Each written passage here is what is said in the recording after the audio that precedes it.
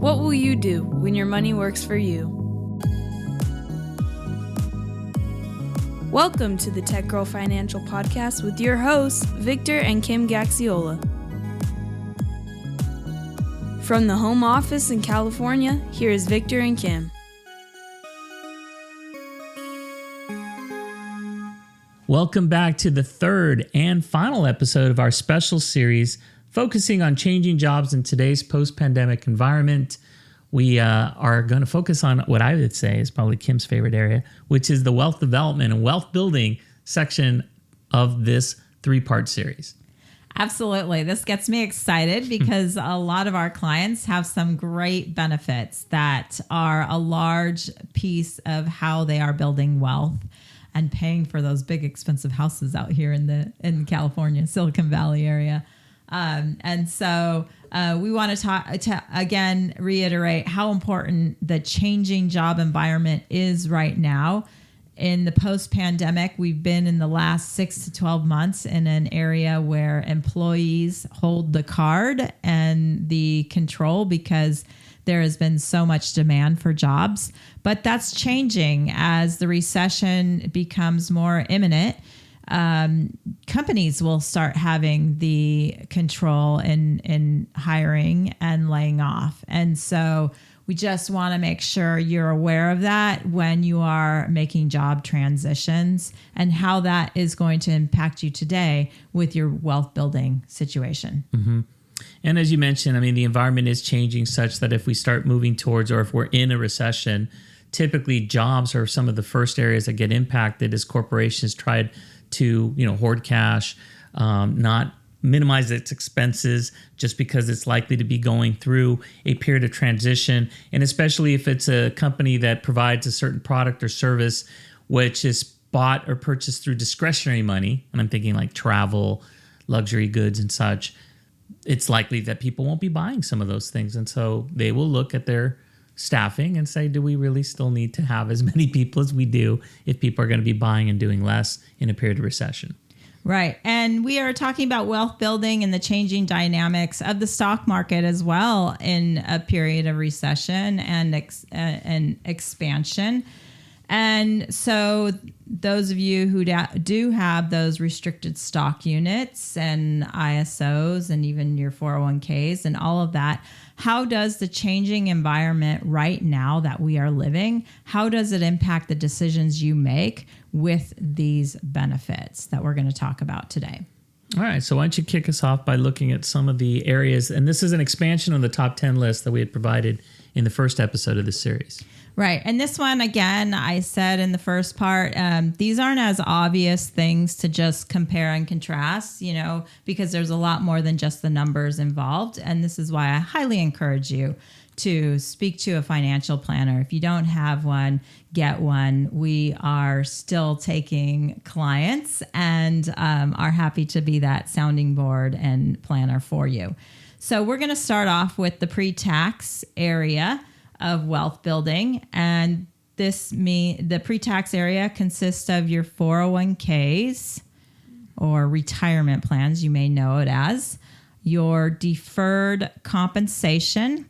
This is usually for higher level executives, and HSAs or FSAs. So what does all of that mean, right? In a nutshell, if one company has an HSA or an FSA, the HSA is the better plan. And these funds can be used over and over again over the years. It's not a spend it or lose it situation like the FSAs. So very important to look at those and know the difference.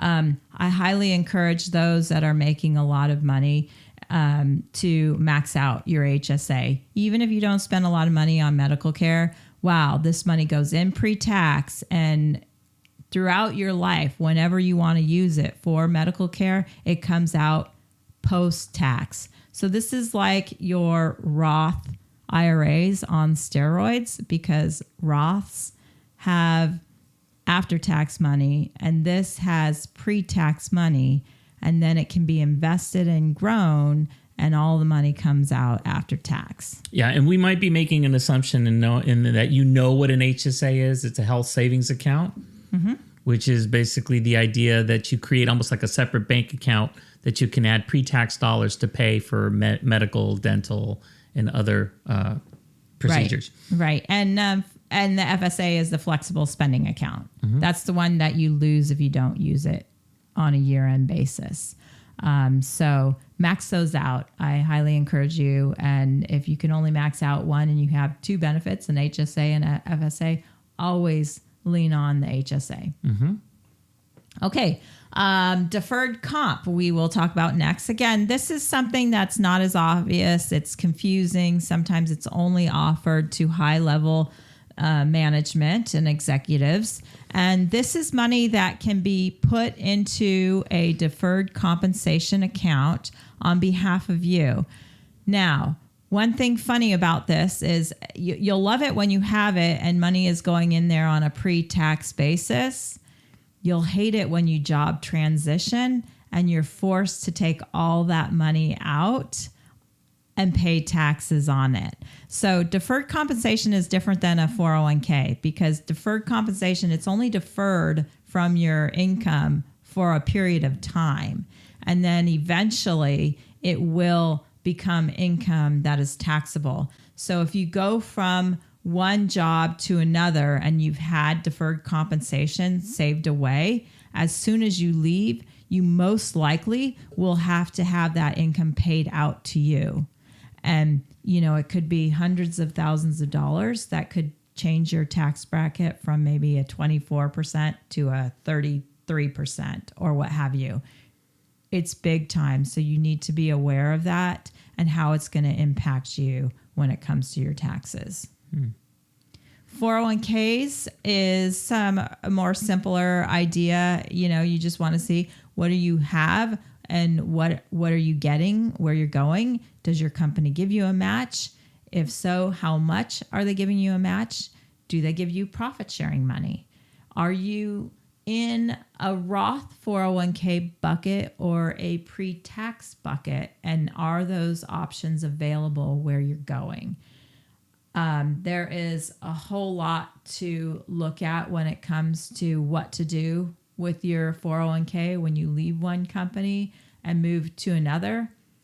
And straightforward, I'm just going to say right now, I don't know because I don't know who is listening to me. But that is definitely something we are talking about with our clients. And my compliance department would love you to know that we're comparing both the pros and the cons of all the different options you have available to do that. And so we make those decisions right along with our clients. Yeah, it may not be a decision that will have you say yes to a workplace, but one of the other things too when it comes to qualified money or 401ks or Roth 401ks is whether or not the organization, you'll want to see if they offer you the option of having a self-directed brokerage account as well, also known as an SDBA, because that would be something that you could open up and maintain even if you do a job transition and still continue to own the self-directed brokerage account. But we're getting into the weeds here. Absolutely. But it is important. Some companies have better investment options than others. Some companies are in some very large name brand companies are in very archaic technology. And so what you can do with those plans is fairly limited, and what you can invest in is typically also fairly limited. So that's something to understand going into it. It may be a reason not to move your money over to the new plan, because if the lineup stinks, why move it over? And so those are things that we're looking at with clients also. So that is a lot of the pre-tax things to think about. But we also want to talk about the nitty gritty when it comes to RSUs, restricted stock units, and those stock option plans. And also, if you are heading into an area you think is really lucrative, IPOs, what to consider, again, having to do with the recession. So we're going to talk about RSUs right now and, what to do when you're looking at what you're leaving versus where you're going. Because a lot of the companies here that we work with are offering RSUs and typically do a match of what you had prior to leaving and what you're going to have when you leave. First and foremost, look at your vesting dates because you want to know if you leave right before a vesting date, you may be leaving money on the table from your current job. And will the new company make up for that difference that you're leaving on the table? So definitely look at your vesting dates and how much you stand to lose by moving. Now, another thing that is really important currently is this whole idea of what you're going to leave behind. And because of the current environment we're in, a lot of people have vested shares in a lot of very high growth companies back in 2021, 2020, when those prices were really high. And they paid income tax on those shares that were vested. There's no way around that. But now, they may have paid income tax on $200,000 worth of income when they vested a year ago.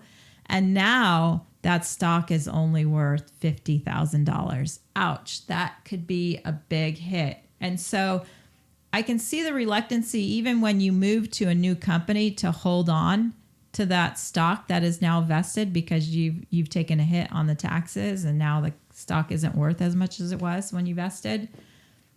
But I urge you to consider the idea of cutting your losses and moving forward.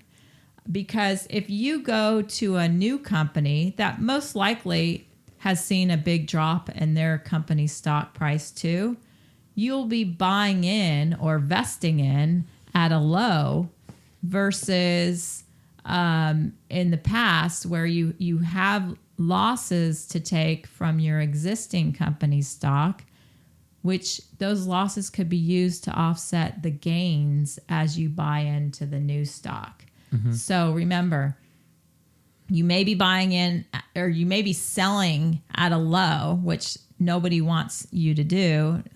We would never recommend that. But if it means we can take losses and carry forward losses for the future gains, because at your next company, you will be buying at a lower price, most likely. Mm-hmm. And that will help offset the big tax bill later on when you have capital gains in the new stock. What you're talking about here is some very, I'd say, advanced planning considerations when it comes to making a decision about changing a job. And this is the very fact that we brought this up, and the reason why we're doing these podcasts is because there are a lot of variables to consider when making these changes. It's not enough to just look at the salary.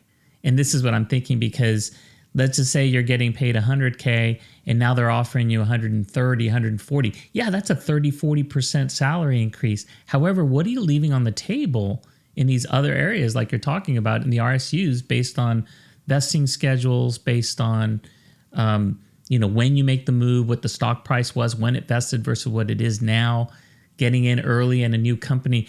And these are all those little variables where it eclipses, in many cases, could eclipse that salary increase. Mm-hmm. Because if you're only going to be, let's say, at that new job for a year or two, we're only talking about that salary increase for 2 years versus how much you might be leaving on the table by either leaving a job with stocks that could have been vested at a loss or the growth potential at a new job. And I think the big conclusion here is that it's worthy of a conversation. It's worthy of looking down, getting, a white piece of paper with a pencil and working it out.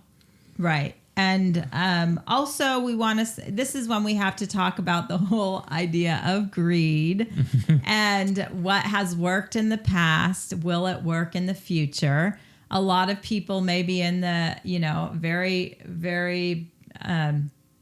a lot of people may be thinking, how do I make this money back in the fastest way possible? But times are changing, and I am pretty certain that what worked in the past 2 to 3 years is not what is going to work in the next 2 to 3 years. And so whereas you may have be going from one company who had a stellar stock a year ago and going to another company that also had a stellar stock a year ago, don't think that those high level of prices of the stocks that they were a year ago, they're going to return to very quickly. I really don't think that things are going to come back that quickly. And it's important for you to know, there's something called anchoring out there, right? And anchoring is, holding on to a certain price level in the past. And so if you had a stock that was worth $450 a year ago and now it's worth $200, it's not coming back to $450 for a while. And so don't hold on to things, and don't think that your new stock, if it was in a similar situation, is going to go back to that performance as quickly as it made it there the first round. Agreed. We were in, I was in this business in the late 1990s, 2000s, when the stock market really favored those tech, fast-growing companies. And I remember so well the NASDAQ, which held most of those stocks. It took it, I feel like, somewhere between 5 to 10 years for it to reach the same level it was in the early 2000s. And I mean, that sticks with me because that's so rare for that to happen. And so just be cognizant of that. Absolutely. And also IPOs, let me take a step back again and say that Wall Street and investors are favoring companies that are already profitable. And so if you are just a company with high growth rates, high subscription rates, but you're not profitable, we're reevaluating those companies now. And so that's important to know in the next phase of how you build wealth and what companies you want to work for that are giving stock benefits. Because back to an earlier comment Victor had made that sometimes companies give you less salary for more stock benefits because of the amazing growth opportunities. Well, this gets us to the IPO area. 2 to 5 years ago, it was great to find one of those private companies that was seemingly like it was on the verge of going public. Well, that's changing. IPOs in a recessionary environment are not favorable. And so companies will put off, if they don't need the funding and the capital, companies will put off going public until we have a hot IPO market again. And I don't know when that is. It's hard to say. I mean, but what you can say from a traditional standpoint is that in times of recession and things tightening up, that it's really those that have had a long history and strong balance sheets and a product that people need in a more defensive kind of environment are going to thrive. And, finding new money for investment for a new startup or an idea is likely to dry up, at least temporarily. So it's definitely a massive consideration. There was a time, and I'm sure it still exists here in Silicon Valley and San Francisco, where you could throw a rock and you'd hit somebody that at one time or another was a paper millionaire, where they had the stock options or they had IPO opportunities that dried up because of things busting. So just be mindful of the places that you're looking to work. Right. And the last thing that's on our list is the ABCs of stock options, ISOs and QSOs, blah, blah, blah. It's a lot there. And they are very confusing. But if you're working with the right advisor, we got you covered. So incentive stock options, the ISOs, there are a lot of tax nuances to those. So you want to be looking at those. You also want to be looking at expiration dates. In the current environment, the price of the stock is unpredictable. And so holding on to some of this stuff may or may not be the right thing to do. But I would say err on the conservative side as opposed to being aggressive, thinking you're going to get a lot of growth out of things right now in the short term. I just don't think we're moving into that direction. So ISOs, you want to look at holding periods because those factor into when you can sell and realize a more favorable tax situation. The non-qualified stock options, a little bit easier there. You don't have as many things to worry about when it comes to holding periods. There are some, though, involved. And again, you want to look at your expiration. So talk to your CPA. Have your CPA on the call with you and your advisor. We do this all the time, and it's the best way for our clients to have the best decisions made for them is when I am sitting on a call, Zoom, or however we do this, and you, the client, the CPA, and me, the advisor, are all together, and we all understand the strategy, and we agree at it. So, a lot to think about. I think we've wrapped up the wealth building strategies when it comes to your checklist of things to be looking at when you're comparing your current job and your future job. Don't be in a hurry. You might miss out. Yeah, and the goal for doing the 3-part series is really helping people maximize their money in a time of transition. And we are available. This is a resource. The 3 podcasts, the series. There are obviously a lot of variables to consider. It's not a decision to take lightly. And it speaks a lot to how, the whole job market and the whole career has changed. I mean, long gone are the days of working for a single organization and getting a nice pension and then retiring and then living off the income from the pension and Social Security into the sunset. That doesn't exist very much anymore, if at all. No. And so more and more is placed on your hands to make these decisions. And we want to let you know you're not alone. We are certainly have the resources and the experience to assist people in making these kinds of decisions, but more importantly, just having those conversations. We have financial planning software that we use, which is outstanding in charting off various scenarios to identify, and help people make better decisions. Yeah, that's right. And, remember, you don't have to do this alone. This may be very complicated and complex looking at it overall and thinking, wow, there's a lot of research I have to do before I move forward. You don't have to do this alone. You probably shouldn't do it alone because it is a lot, and you may not think about the things that we see sitting in our seats because we have the experience of multiple people in these situations in the past. Yep. Well, more and more people spend more and more time, doing the research and work related to planning for a vacation. Well, let me tell you, retirement is a very, very long vacation. So you need to spend the time to get it right.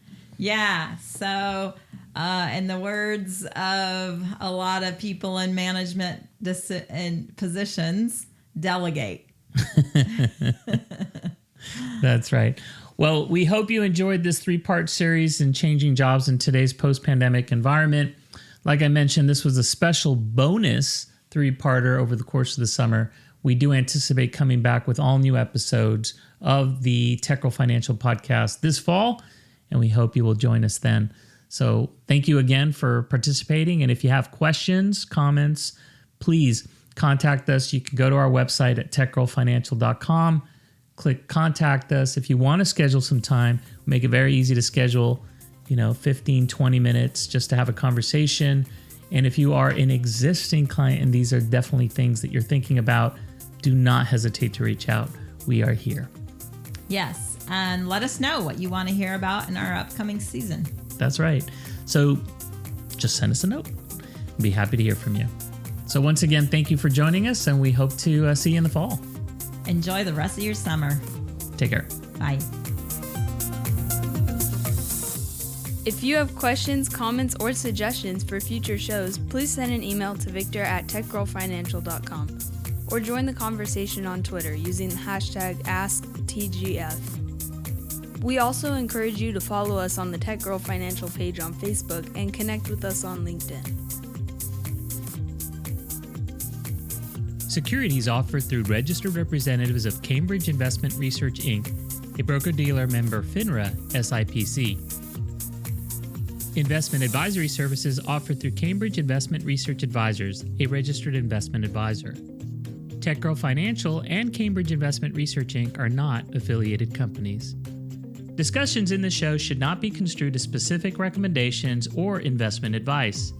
Always consult with your investment professional before making important investment decisions.